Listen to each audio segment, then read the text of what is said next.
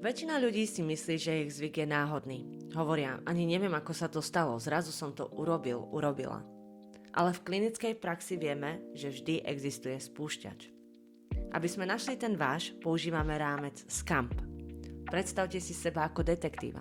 SCAMP je skrátka pre senzorické, kognitívne, afektívne, motorické a priestorové spúšťače. Otázkou je, reagujete na senzorický podnet? Napríklad drsný necht alebo nerovnosť na koži? Alebo je to kognitívne? Myšlienka, ktorá hovorí, že to musí byť dokonalé. Možno je to afektívne, teda regulácia nudy alebo úzkosti. Môže to byť motorické.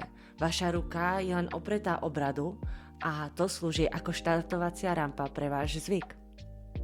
A nakoniec priestor. Stáva sa to len na gauči alebo v aute? Nemôžete opraviť to, čomu nerozumiete. Keď identifikujete svoje spúšťače, prestávate byť obeťou svojho zvyku a stávate sa architektom svojej zmeny. V ďalšom videu sa pozrieme na najväčší strach zo všetkých. Je toto seba poškodzovanie? Uvidíme sa v ďalšom videu.